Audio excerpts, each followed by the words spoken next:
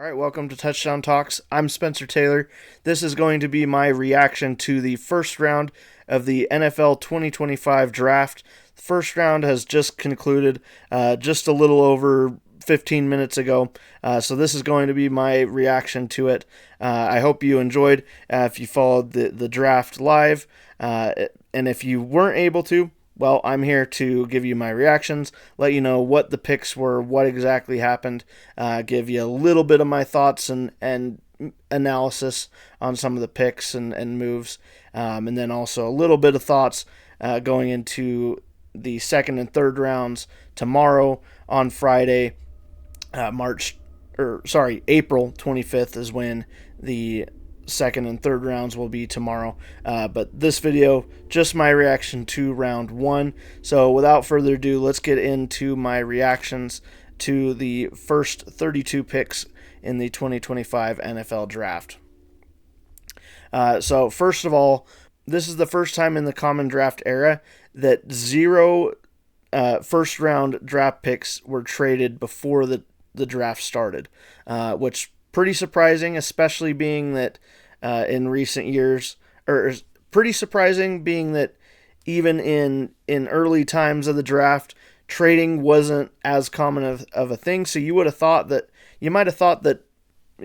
decades ago, sure, at least a year had to have had a year where all the picks in the first round were just normal, just how the teams earned them based off of their records. But no, this is the first year ever in NFL history, in the common draft era anyways, that none of the first round draft picks had been traded before the draft kicked off. Now, it didn't end up staying that way as we went throughout the draft. The Chicago Bears general manager had said before the draft he expected things to get crazy. People took that to mean that the Bears were planning on trading maybe up. That didn't end up happening. We'll get to that and my thoughts on that. But whether the Bears traded up or down or not, there were still a handful of trades in this first round of the draft. Some of them very interesting, very crazy. And so, yeah, Ryan Poles was correct. The first round of the draft was wild. He was right to bill it as such. So first we get right into pick number one of the draft, that being with the Tennessee Titans. They started off on the clock, of course, as soon as the offseason began for them. They've been in the number one slot since then. And pretty early on, we've known for months now who the number one draft pick was going to be. Very similar to last year with the Chicago Bears picking Caleb Williams. Everybody knew that that's who the Bears were going to go with. Same thing here. The Tennessee Titans did draft quarterback Cam Ward from Miami. Not a huge surprise there. Everybody had him slated to go there. Any betting, any sports books, any mock drafts, that was a baseline just cemented in there. Nobody was questioning that. I think the sports world would have exploded had the Tennessee Titans for some reason not chosen to pick Cam Ward. But of course they did. And now, the interesting thing with Cam Ward versus Caleb Williams last year is this is a draft that's been talked about as being a weaker quarterback draft. So certainly not, if you're a quarterback needy team like the Titans, maybe not the most ideal year for you to be in the prime position to pick a quarterback, but nonetheless, they were in that prime position, so they still get the best of the best this year. And most would agree. Most draft pundits, analysts have agreed that Cam Ward still likely would have been a first round pick last year. He just may have been number 5, number 3, somewhere around that range for the quarterbacks last year. So, we'll have to see how he pans out. The Titans have a lot of needs. The biggest concern with Cam Ward is going to be he has playmaking ability. Showed the ability in college to make the deep throw. At least with Miami, had quite a few touchdowns on deep throws with no interceptions on those. So he has the playmaking ability. He's the modern style quarterback in that sense, but with that as well, and coming from the college game, some of his play style might lend itself to some ill-advised throws. So that's the type of thing that, of course, might need to be coached out of him. He'll have to learn to overcome that in the NFL, in the faster-paced game. But with the Tennessee Titans, they get their basically given pick. So they take Cam Ward. No surprises there. But for the second pick in the draft, immediately after it was announced that Cam Ward had been selected number 1 overall, the news broke that a trade had happened for the number 2 spot. And this is a huge blockbuster trade. I've got it up here on the screen for you. The Jacksonville Jaguars making a huge blockbuster trade with the Browns. The Browns trading down a few spots down to number 5, and the Jaguars giving up a handful of picks in this year, as well as their first-round pick next year, and the Browns in exchange give up their 4th and a 6th. But basically, they improve draft picks across the board, get a ton of picks, and the Jacksonville Jaguars, with the second pick, they take cornerback, wide receiver Travis Hunter from Colorado. Not a big surprise here as far as what player got picked here. Travis Hunter, similar to Cam Ward, pretty much was cemented in this spot.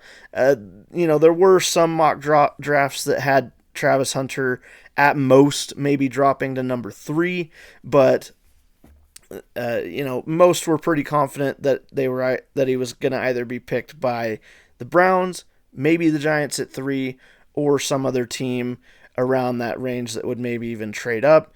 The reporting from Ian Rappaport, Adam Schefter, other insiders was that leading up to the draft and even during the draft, there were actually plenty of trade offers towards the Titans at number 1 and for the Browns at number 2. Likely teams trying to trade up for Cam Ward or for Travis Hunter. Titans made it pretty clear before the draft they weren't open for business to trade at all. Of course, wanting Cam Ward. But the Browns, possibly maybe that they were one of those teams that isn't sold on the idea of playing Travis Hunter at both cornerback and wide receiver, which he's made clear that his intention is that he wants to be allowed to play both. He's claimed that he would rather quit football altogether than have to be playing just one side of the ball over the other. So, it'll be interesting to see how the Jaguars are able to utilize him. I think they should, at the very least, give him a package of stuff to do on both sides. Try it out at the beginning of the season, see what he can do. And if he starts getting hurt or starts struggling with it, then maybe you try to encourage him to go to one side of the ball. But I agree with a lot of the analysts out there that Travis Hunter just feels like that type of player that has the potential to be like a Shohei Ohtani for football. I know this is a different sport. That's a huge comparison to make. Shohei Ohtani is a all-time talent in baseball, but Travis Hunter, to his credit, at least in college, all-time talent, playing on both sides of the ball, playing a ton of snaps game to game for the Colorado Buffaloes. So, I think it remains to be seen. Yes, for most players, basically every other player that gets into the NFL, yes, playing both sides of the ball, playing cornerback and wide receiver would be a ridiculous proposition to be able to do it and play as many snaps as Travis Hunter did, even in college. It's pretty crazy to ask for, but the dude just seems to have tons of energy and a motor to do it, tons of passion for the game. That's one of those things, too, that's kind of an intangible. He seems to be very passionate and a freak about playing football. So, I think that's the type of guy that, honestly, a lot of times, those are the types of people that end up becoming, Hall of Famers and legends in their sport. Those are the people that they're obsessed with whatever it is they're doing, even outside of sports. So Travis Hunter going to the Jacksonville Jaguars, they get an excellent player. I'm very excited to see what he's able to do in Duval County with the Jaguars. And then with the third overall pick in the 2025 draft, we had the New York Giants. The New York Giants do not select a quarterback here. Some people had wondered if they'd pick a quarterback, but the biggest rumors were that the Giants were likely going to pick something other than quarterback here, and then maybe go for cornerback or quarterback in either the second round or late in the first round. So here at number 3, they go with defensive end Abdul Carter from Penn State. Not a very surprising pick here. Most had him going in the top 3, if not top 5. He's been compared to All-Pro Von Miller, which obviously is a huge compliment of a comparison. He should be a great player for the Giants. And then moving on to the number 4 pick, another not so surprising player going off the board here, offensive tackle Will Campbell from LSU. Top O-lineman off the board here at number 4 for the Patriots. Not a surprising move. They get a good O-lineman to help shore up their offensive line to protect their young quarterback. And then at number 5, we do have the Cleveland Browns up as a result of the trade with the Jaguars. And at number 5, the Cleveland Browns selected defensive tackle Mason Graham from Michigan. Last time one thing I want to mention about this trade that I saw going around on the internet is the last time the Browns made a trade like this was back in 2011 when they made a blockbuster trade with the Falcons that year, and they got a ton of picks from the Falcons in exchange.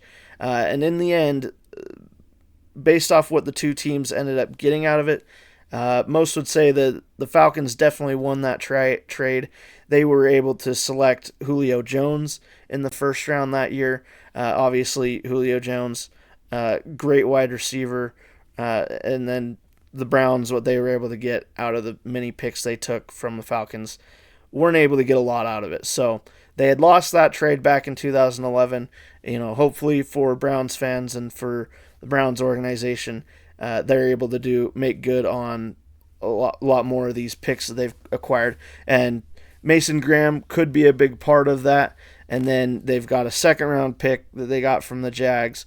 They've got their fourth-round pick from the Jags. And then, again, they get the first-round pick from the Jags next year. So, really with the second and fourth round picks, of course, they really just traded them with the Jags so they kind of move up or back on some of those. Not a ton of movement there, but with for next year, they've got an extra first round pick. So obviously going into next year, that's extra ammunition for the Browns to get even better. So then at the number 6 slot, this is where we had the Las Vegas Raiders drafting, and to no surprise here, they end up taking running back Ashton Jeanty out of Boise State. This is a player that I think has potential to be, have near instant impact. I think it's funny. We saw a lot of discussion about running backs being undervalued, a lot of running backs being underpaid, a year or two ago. But really with this last year or so of performance from running backs in the NFL, Jahmyr Gibbs, CMC when he was healthy a couple years ago, the list goes on. Running backs have showed that they definitely still have plenty of value in this league, whether you're just doing a primary running back or you're doing running back by committee like the Lions do with Jahmyr Gibbs and David Montgomery. Running backs definitely have their value, and so for the Raiders, getting a running back here who had a monster season or had a monster career in college for Boise State, couldn't be taken down by anybody, has tons of passion. It's a great pick for the Raiders under the new regime there, and all the changes they've got going there. Pete Carroll now is the head coach, likes to have a run-heavy team. Of course, back when he was with the Seahawks, they had Marshawn Lynch and the Legion of Boom, so obviously the Raiders may be trying to form something similar to that. this pick, not very surprising here, being that Genty fell to number 6 to the Raiders. The one thing that might be slightly surprising, certainly for me as a Bears fan, not necessarily surprising, but it was something I was tuned into. Many, including myself, thought that it might be very possible that the Chicago Bears, or maybe even another team, might want to trade up to either the number 5 spot or the number 6 spot to try to take Ashton Genty. Obviously, that didn't end up working out for whatever reason. Of course, Browns already trading with the Jaguars going up. Maybe the Browns didn't feel a need to trade down again. Obviously, the Jags wanted to go up, so they didn't trade down. Raiders, they wanted Ashton Genty, so likely wouldn't have wanted to trade out, or would have demanded too high of a price. So Raiders end up getting Genty here at number 6. And then we move on to the number 7 overall pick for the New York Jets, and they take offensive tackle Armand Membo from Missouri. And this is since 2020, the Jets have used 4 first-round picks on offensive line. So far, hasn't really ended up panning out with most of those picks. The Jets, obviously, a lot of needs, a lot of things changing here. The Jets have just, really had one of the worst runs in American professional sports in the last decade and a half. So, obviously, they got to turn that around whatever way they can. They get at least a new offensive lineman to help protect Justin Fields, who is currently set to be the Jets' starting quarterback in 2025. The Carolina Panthers up next at number 8. They take a semi-surprising pick, in my opinion, with wide receiver McMillan. My apologies if I mispronounce Tetrio McMillan. My apologies. I can't remember how his first name was pronounced. But out of Arizona, the biggest concerns that I was hearing about McMillan out of Arizona is that, first of all, there was a clip that sort of went viral leading up to the draft of him talking about how that he's not passionate about football when he's not playing it. He doesn't watch much film, and he doesn't, like watching much football in general. Now, that clip, to be fair, was from, I believe, earlier in his college career. Like, it wasn't like this year or anything, but either way, that clip kind of went viral. Also, from watching film of him, many analysts were talking about how, and many scouts were saying that one of the concerns with him is that he seemed to kind of coast on some plays, maybe lack a bit of enthusiasm even on the field, which, to be fair, in college, sometimes that's, with some teams, they might teach some wide receivers, hey, take your foot off the gas on this play, don't go 100% here. So to be fair to him, that might be what happened on some cases, but certainly a talented wide receiver, one of, if not the most talented in this draft, in what is considered to be a weaker wide receiver draft, but nonetheless, one of the best available. But again, with those concerns that were out there, I had kind of expected that McMillan might fall a little farther, maybe outside of the top 10, but no, the Panthers go ahead and take him here, get another weapon for Bryce Young to work with, and we'll see how that goes for Carolina. Up next at number 9, we had the New Orleans Saints taking offensive tackle Kelvin Banks. I know the main concern I had been hearing about him was his arm length, but of course it sounds like that's a concern that's followed him throughout his college career and even in high school, and he's been able to overcome it, been a great tackle in college. Of course, in the NFL, the question will be, will he end up staying at tackle, or will the Saints try to move him to guard? We'll just have to see how he does in the offseason and during the 2025 season. But yeah, certainly an offensive player that, even though there had been some questions there about the arm length, from everything I've seen and heard, a very talented offensive lineman, and based off the type of technique he uses, sounds like most agreed that the arm length might not be that big of an issue. And as a matter of fact, if the Saints hadn't picked him, I had personally kind of wondered if the next team, my Chicago Bears, might have picked him if he fell to number 10. But nonetheless, that's out of the question. So then up at number 10, we have the Chicago Bears not trading up for Ashton Genty. Again, that had been a huge rumor. This last week or couple days leading up to the draft, that rumor had started boiling up. I think partially because of the quote that Ryan Poles had leading up to the draft of, hey, things are going to get crazy with trades. So that certainly led to people believing that the Bears might personally be planning to trade up. Rumors had also been that the Bears were in love with Ashton Genty, had met many different times with him and scouting him. But of course, Genty doesn't fall to them. They don't, end up choosing to pay the price to trade up, which as a Bears fan, I would have been excited to have Genty, but I'm kind of okay with the fact that they didn't trade up.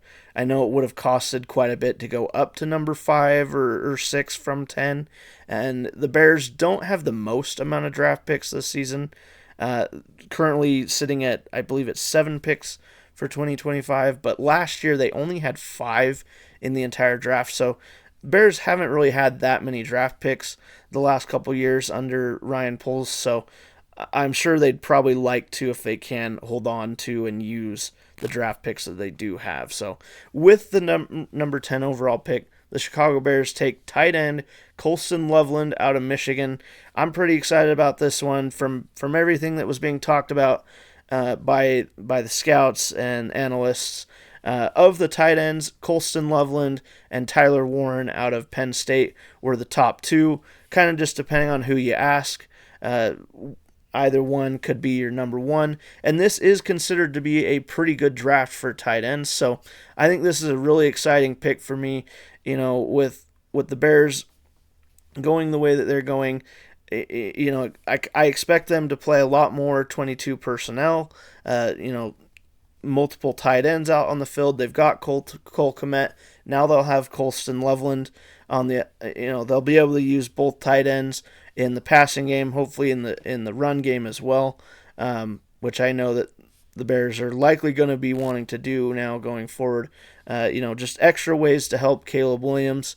Pressure is going to be on Caleb Williams this year to look good. He needs to look good in his second year to prove that he's a franchise-worthy quarterback for the Bears. So then moving on to the number 11th pick, the San Francisco 49ers select defensive end Michael Williams. This is another guy that actually, had the Bears selected him, I wouldn't have been too offended there as well. Michael Williams actually in one of my mock drafts before the season, and my apologies, I didn't do any videos on my mock drafts. I did post a couple to Twitter, but didn't, I don't know. I'm not as experienced with mock drafts. I don't consider myself a draft savant yet. So just didn't go through the time of making a mock draft video. But certainly if you want to go see what a couple of my mock drafts were like this week, you can go to X, formerly known as Twitter.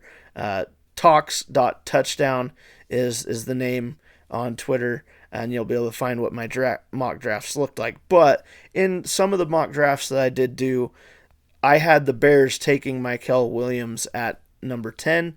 Of course, they don't go with him. He makes it to number 11, and the San Francisco 49ers take him at pretty good value, honestly, at number 11. They get a great defensive end from Georgia. So I think great move for the 49ers, especially being that they're,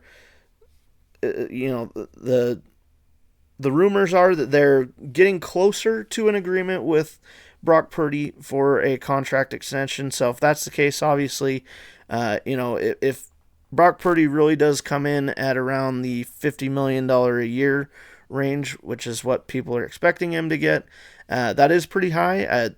The salary cap is going up, but again, anytime you go from paying what you're paying Brock Purdy now, which is basically nothing because he was Mr. Irrelevant, going from that to paying him an actual quarterback salary, the 49ers obviously have been gearing up for it.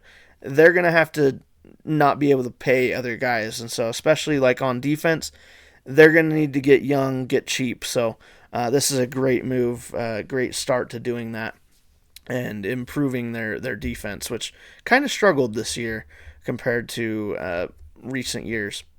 And then the Dallas Cowboys up at number 12. Jerry Jones, before the draft, had said that supposedly the Cowboys were in the works to make one, if not a couple, substantial trades. They haven't made any trades yet, so who knows? You never know with Jerry Jones if he's all just talk, just trying to get clicks for the Cowboys, or if he's being serious. But whatever the case, so far the Cowboys haven't made any draft picks. They stay at number 12, and they pick interior offensive lineman Tyler Booker from Alabama. A good pick. To be honest, in some of my mock drafts, I had McMillan from Arizona, the wide receiver. I had him sliding down to around number 12, and I had the Cowboys picking him, or even maybe trading up a draft spot or two to get him. Reports had been out there that the Cowboys liked McMillan, and Jerry Jones had liked him, so I had kind of been expecting McMillan to go to the Cowboys. Of course, he goes at number 8 to the Panthers, but so the Cowboys at number 12 take Tyler Booker for their interior offensive line. Get extra help as far as protection for Dak Prescott. Definitely needed, being that they've had some losses on the offensive line recently to retirement, free agency, and such.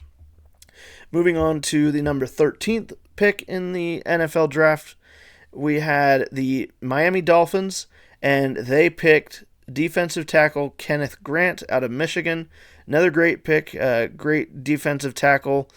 Seems like he's got some potential. I think he could be great for the Dolphins out there.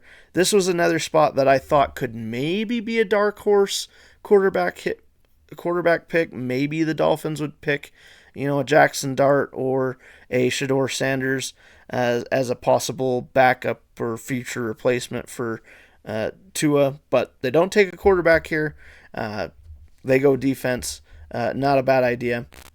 And then the Indianapolis Colts. This was another one that not talked about a ton for quarterback, but I thought could be a sneaker or a sleeper for quarterback. They didn't go for it.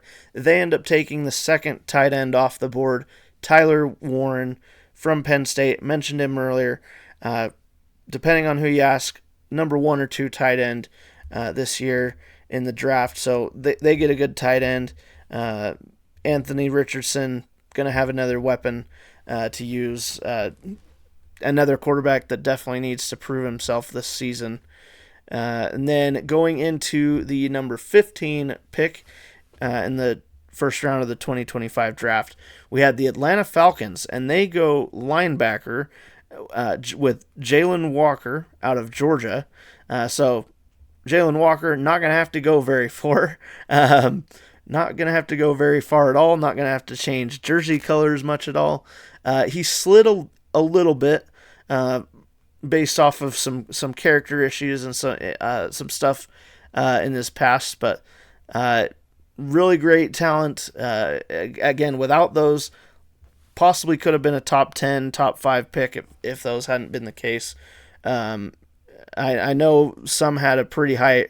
Some even still had a higher draft grade on him than even Abdul Carter. So that just goes to show, if there hadn't been some of the concerns with Jalen Walker, he might have been a top 3 pick.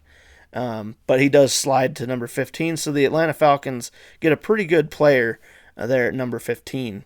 And on defense, which the Falcons haven't really prioritized in recent years in the first round. So they go ahead, they get a linebacker there. And then the Arizona Cardinals are up at number 16, and they took defensive tackle Walter Nolan and out of Mississippi. I've heard some believe that he has a chance to have tremendous upside potential, so that could be exciting. A good defensive pickup there for the Arizona Cardinals. And then moving on to the number 17 pick, we had the Cincinnati Bengals, and they go defense, a much needed pick for them. They take Shedeur Stewart out of Texas A&M. Bengals defense obviously massively struggled this past year. Joe Burrow didn't hide his feelings and frustrations really at all. Wasn't really trying to hide his frustrations, nor were some of the other players on offense, in T. Higgins and Jamar Chase. Obviously, a lot of them on offense very frustrated with how the defense was performing last year. I mean, I can't even remember how many there were, but the Bengals were in quite a few shootouts in 2024 where if their defense could have just played even slightly below average, the Bengals likely would have won those games. But their defense just couldn't stop a nosebleed in 2024. So obviously getting any help they can, any young talent they can on defense, especially being they've also had to pay the Jamar Chase, T. Higgins, being they're having to pay more for them now. It helps to get cheap on defense and get some added talent on your defense if you can. So then next at number 18, we had the Seattle Seahawks picking. There were reports before this that the Seahawks might have been willing to trade down. They don't do so. Maybe they just didn't get a good enough trade value to want to trade down, or the player that fell to them they just really loved, which could be possible as they do pick interior offensive lineman Gray Zabel from North Dakota State. And according to Daniel Jeremiah on the NFL Network broadcast, according to Daniel Jeremiah, this was his favorite player in the draft. A really impressive player, coming out of D2 no less, but sounds like he performed really well both at the Senior Bowl and the Combine. I do remember some of his stuff from watching the Combine, and he did really well there. So yeah, it sounds like he really impressed the Seattle Seahawks, obviously, as well as other scouts. So Seahawks get an interior offensive lineman there.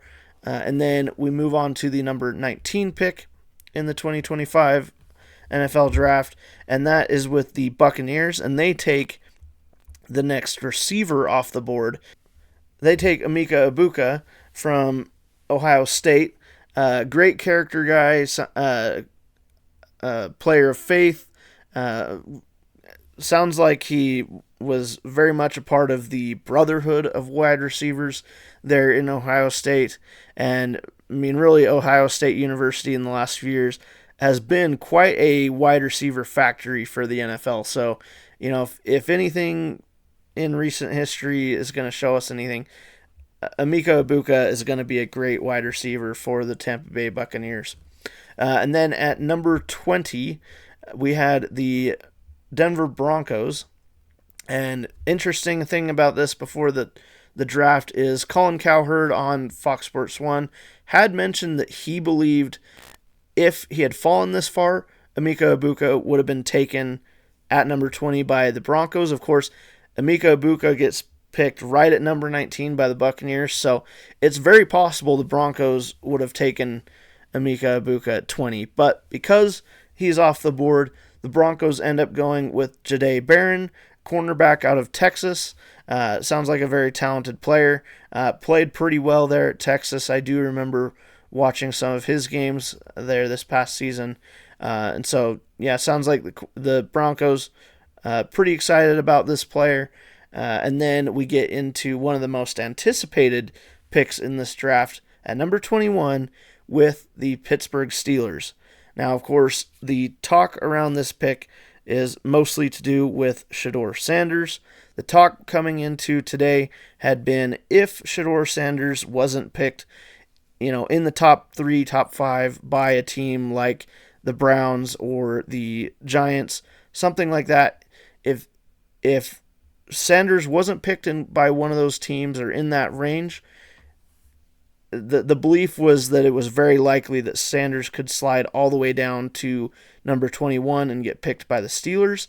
And really for months, like through March, most of April, the talk had been that the Pittsburgh Steelers were the absolute floor for Shedeur Sanders. But then over this past week and a half, reports started coming out that might not be so much the case. The Steelers might not be as into Shedeur Sanders as people thought, and that ends up looking to be correct. The Pittsburgh Steelers, a team that very much, seemingly should be needing a quarterback, they do not take Shedeur Sanders here at number 21. Instead, they go defense, and they take defensive tackle Derek Harmon from Oregon. It had been a while since they had gone defensive line in the first round like that, but they get one, and yeah, they do not pick Shedeur Sanders. So that's kind of the biggest question here about this pick here. They didn't take Shedeur Sanders, so the question at this point was, okay, yeah, he really did get past the Steelers. Where is Shedeur going to fall to? So yeah, I'll leave that there with Shedeur. But yeah, the Steelers do not take a quarterback, do not take Shedeur Sanders. They go defense. And then we get into the number 22 pick with the LA Chargers. Reports were that the Chargers had received multiple trade offers to get out of the number 22 spot. And we later found out in the draft that one of those was the Eagles. I'll get into that later. But the Chargers stay here at number 22, and they take running back Amorion Hampton out of North Carolina. Definitely a lot of hype around this running back. I've heard some comparisons to Jonathan Taylor, and of course John Harbaugh with the Chargers at coach. We know how he is from his past at Stanford, the 49ers, the Michigan Wolverines, and now with the Chargers. Definitely a coach that likes to run the ball, so not a surprise there. They get a pretty good running back talent in the first round to bolster that plan of attack. And then at number 23, we get the hometown team for this year's draft, the Green Bay Packers. Their first ever draft in Green Bay. Last time the draft was in Wisconsin, was nearly 100 years ago. So finally the NFL gets the draft to Green Bay, even though it's a smaller town. The crowd was packed tonight. It was to capacity from what reports were saying.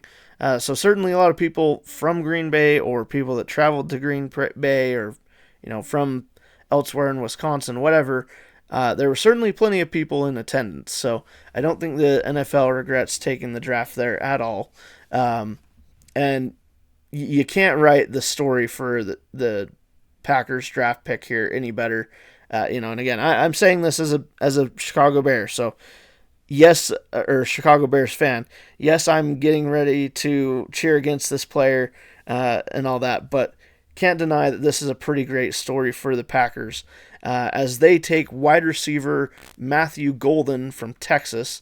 Pretty talented receiver. I do remember watching him, certainly some of it this past season even with Texas. One interesting stat line is that 2 out of the last 3 seasons, he had 500 plus reception yards. And then the reason that this whole story of the Packers selecting a wide receiver in the first round is the last time they did that was 2002. And of course, we know the story. If you've been following the Packers in recent years, certainly with Aaron Rodgers, of course, that's a huge part of what caused the relationship between the Packers and Aaron Rodgers to sour, was that Rodgers really wanted the Packers to select a wide receiver in the first round. Every year they insisted on not doing it. Quite often they would go defense. And the year that the Packers drafted Jordan Love, there was tons of rumors that the Packers would take a wide receiver. Aaron Rodgers had been very vocal that he wanted them to take a wide receiver. They didn't. They selected Jordan Love, who was very obviously meant to be there to be his future replacement, same to how they had drafted him to replace Brett Favre. So pretty funny story that after all these years, the Packers finally pick a wide receiver in the first round. And of all years, they waited to finally do it when the draft was in their hometown. So the fans obviously very much liked the pick. So Matthew Golden is now going to be a Green Bay Packer. Can't wait to cheer against him, at least when he's against the Bears. And then at number 24, right away we have another NFC North team with the Minnesota Vikings up to pick, and they take Donovan Jackson, interior offensive lineman from Ohio State, two-time first team all Big Ten. So obviously a great offensive lineman there for the Minnesota Vikings to be picking up. And then next we have the number 25 pick in the draft. And this, of course, comes as part of another trade.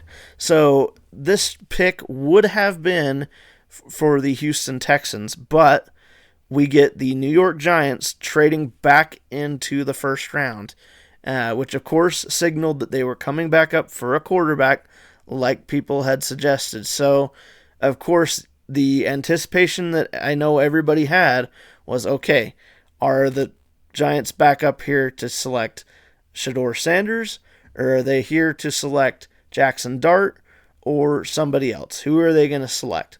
And I do want to go over, of course, the trade here. Here are the details of the trade. Giants giving up quite a bit to come up here. I mean, not the biggest price to come back up into the first round, but they do give up their second and third round pick and a third round pick from next year. So certainly not a huge pick as far as coming up and getting a quarterback. But obviously, certainly for the Giants, you hope that this pick at quarterback works out. And at quarterback, they did go Jackson Dart out of Mississippi, out of Ole Miss. So Shedeur Sanders once again passed up, not selected by the Giants. Passed up by the Giants twice. Passed up by the Steelers. Shedeur Sanders definitely sliding, which is going to be probably the top headline of this draft until he is picked, most likely on Friday.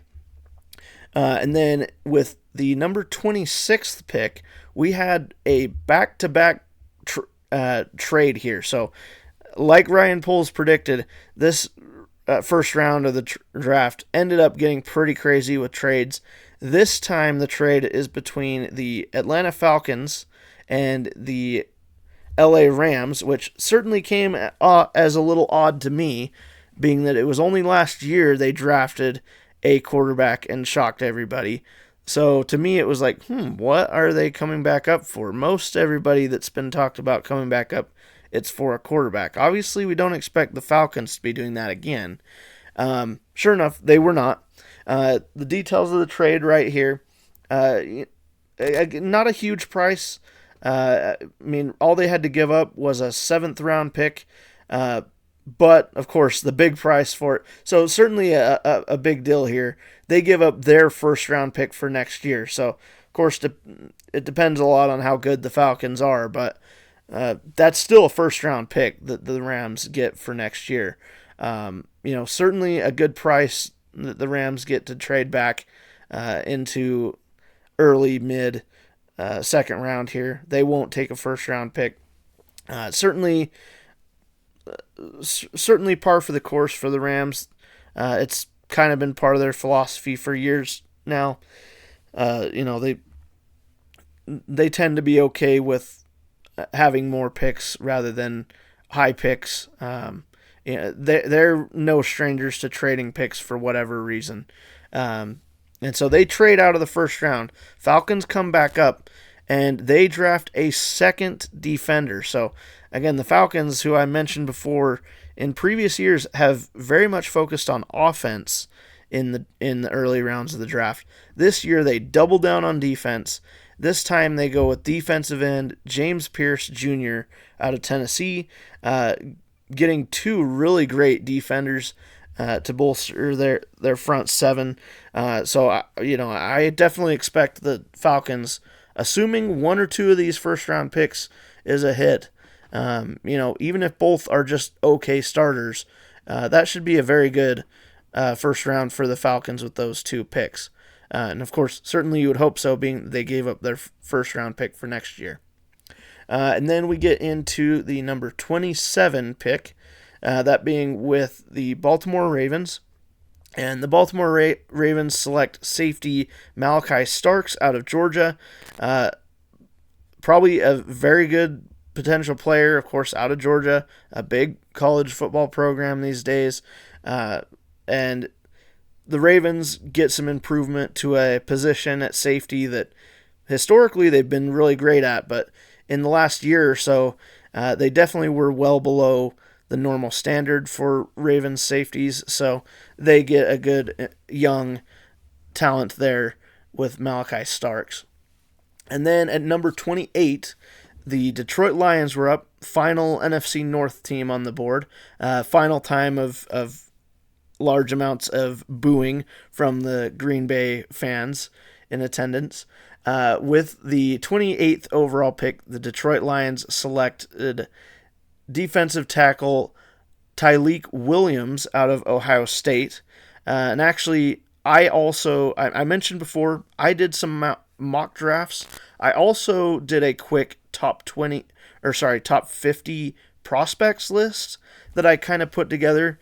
I basically took a lot of other top 50 lists, top 150s, whatever, from multiple different sources, and I kind of mixed them all together and made changes based off of my own personal opinions and thoughts on certain players and just where I thought certain players might go even. So it was kind of a mix between just my top 50 prospects and my top 50 kind of mock draft as well. This was the first player off the board that I actually did not have in my entire top 50 prospects. I did not have Tyleik Williams in there. Daniel Jeremiah mentioned in the broadcast on NFL Network that he had Tyleik Williams as a second round pick. Now, to be fair, for the Lions taking him at the second, here, they're at the very end of the first round. So, based off draft position, very likely Tyleik Williams would have been off the board if they don't take him here or, have to trade back up again. So certainly a fair pick there. But yeah, not necessarily a name that I was expecting to hear tonight. And then at number 29, we had the Washington Commanders selecting offensive tackle Josh Connerly Jr. out of Oregon. According to Next Gen Stats, I thought this was pretty crazy. He only allowed 2 sacks on 1,091 pass blocks in his college career. So that's some pretty crazy stats for a college offensive tackle there. So obviously very dominant at the offensive tackle position in college. We'll have to see how that pans out in the NFL. But, with the Washington Commanders, it's crazy that the turnaround that this franchise has had. They get sold by Dan Snyder only a year or two ago, and just last year they were drafting within the top 10. Now they're drafting 4 spots from the end of the first round. So that's obviously a massive improvement as far as performance. Of course, we know why they picked Jaden Daniels. He was a huge hit for them at quarterback in his rookie season. So Commanders get a good offensive tackle to help protect Jaden Daniels and help protect that investment they made last year. And then at the number 30 spot in the NFL draft, we had the Buffalo Bills, and they selected cornerback Maxwell Hairston, and great man corner, which is something that they were severely lacking this year, something that burned them in the playoffs. So that's certainly a key position they needed help at.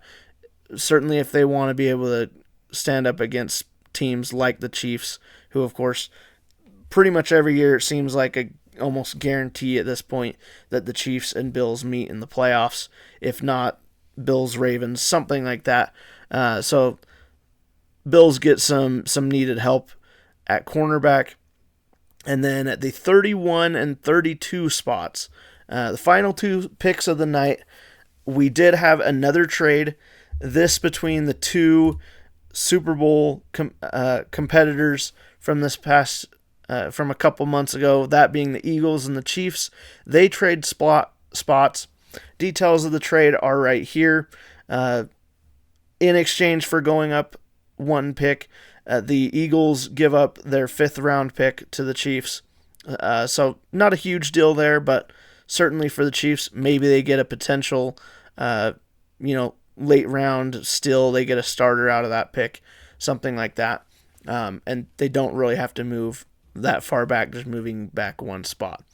So coming up here at the number 31 spot, the Philadelphia Eagles end up taking linebacker Jihad Campbell out of Alabama. And this was a crazy pick. It seems like the last few years, the Eagles are just guaranteed to take either an Alabama or a Georgia player on defense, some very talented big player, often players that slide because of character issues or injury concerns. With Jihad Campbell, sounds like the concern with him was to do with a shoulder injury. Looked like he's doing fine right now, but for whatever reason, basically the entire NFL yet again let a seemingly very talented defensive player from Alabama or Georgia fall far enough that Howie Roseman and the Eagles are able to take him.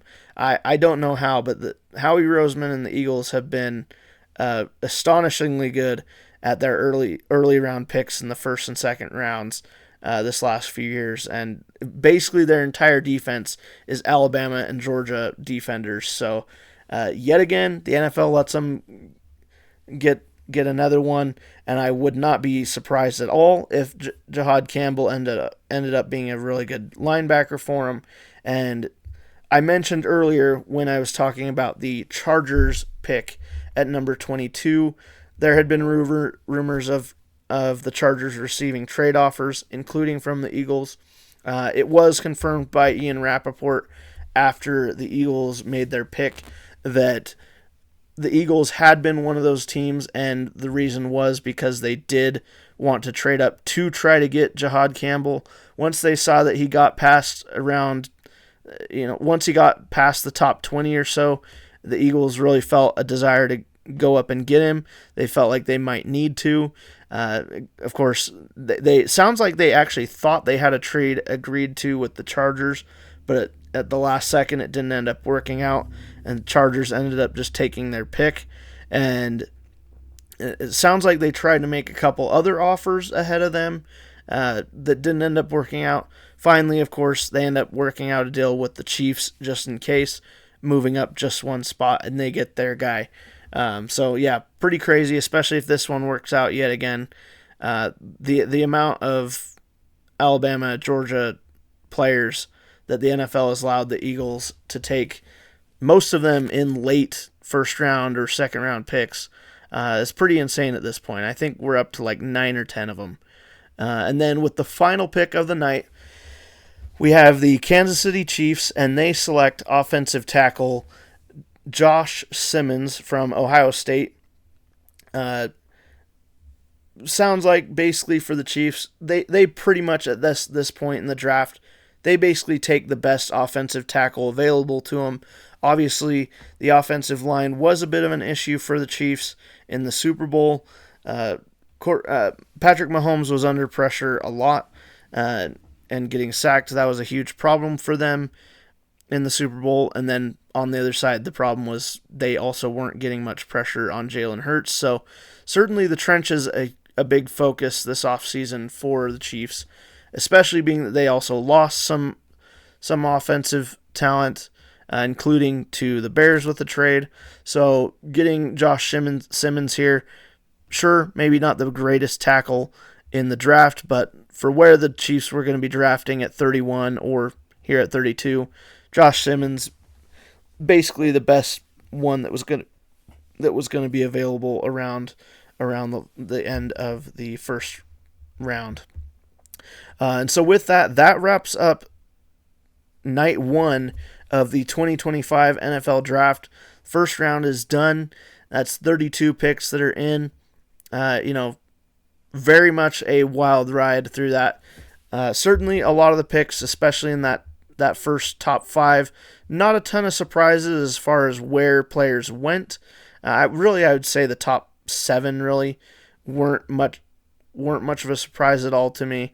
Again, it was mostly just surprises of who traded up and down, and then of course we got the sort of surprise of Shedeur Sanders not getting picked at all in the first round.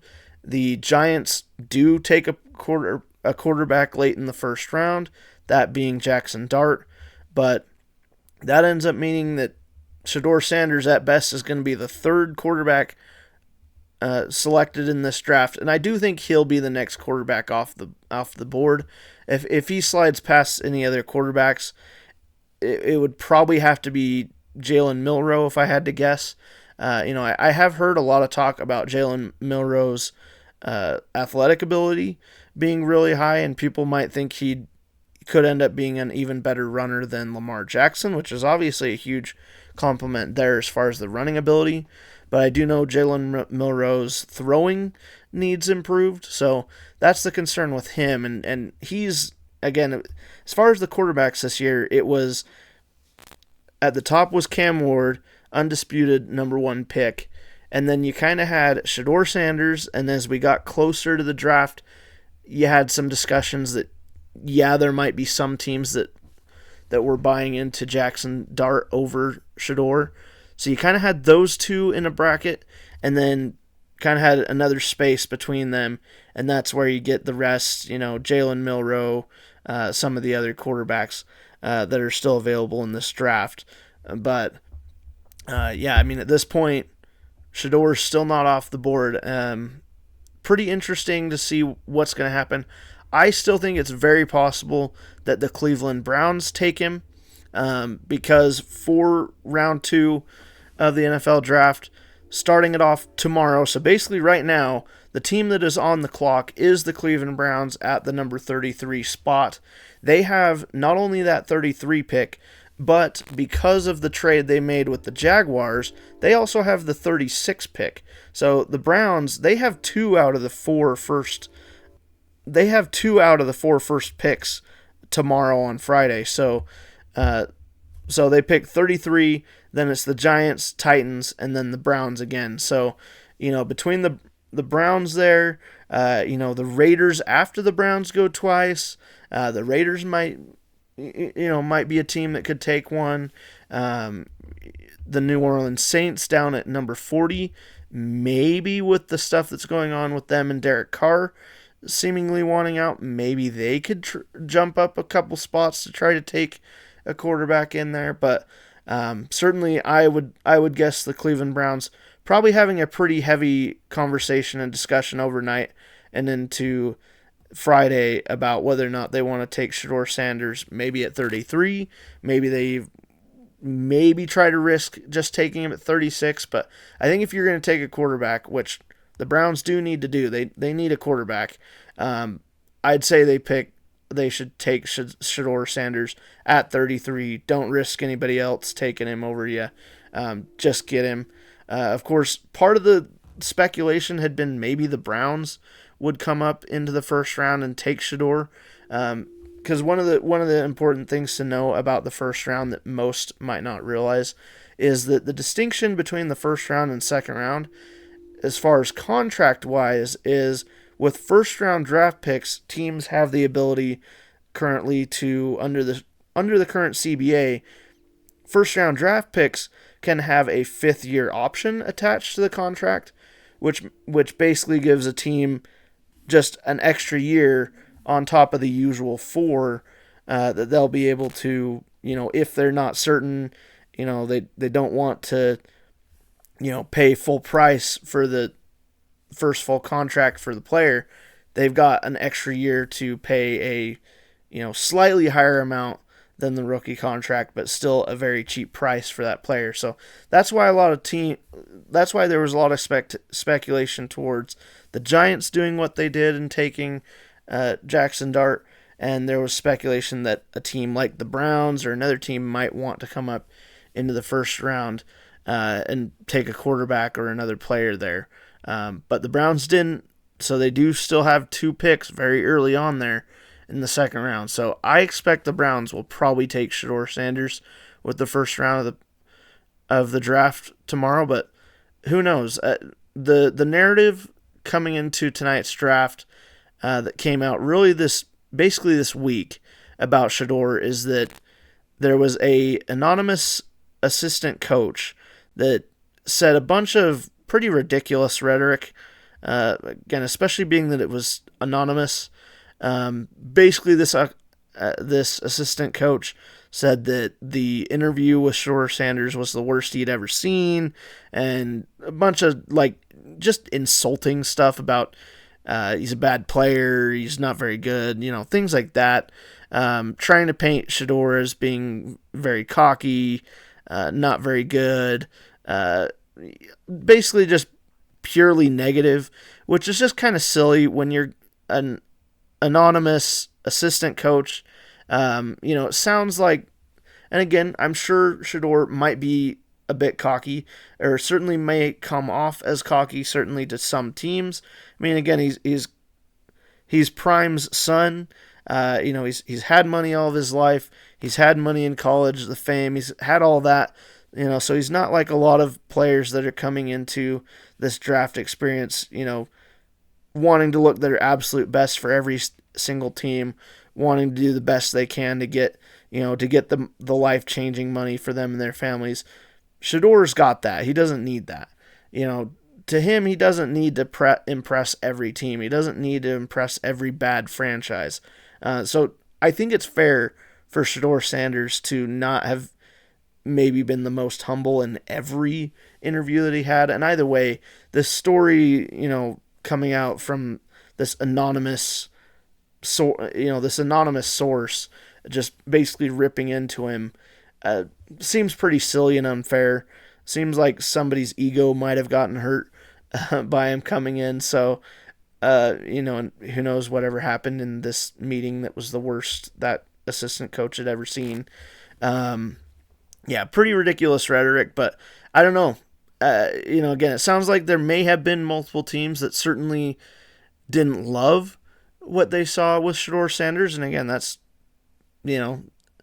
not super surprising, and certainly he's not a perfect prospect even on the field, but certainly for the draft class that we have at quarterback right now, and certainly for the amount of teams that are still needy at quarterback, you would think a team like the Browns, the Saints, the Raiders, some of these teams, even a team like the Jets, the Colts, a lot of these teams, you would think maybe they might consider another quarterback, even if not to bring him in to start, maybe sit him a year behind what you have already.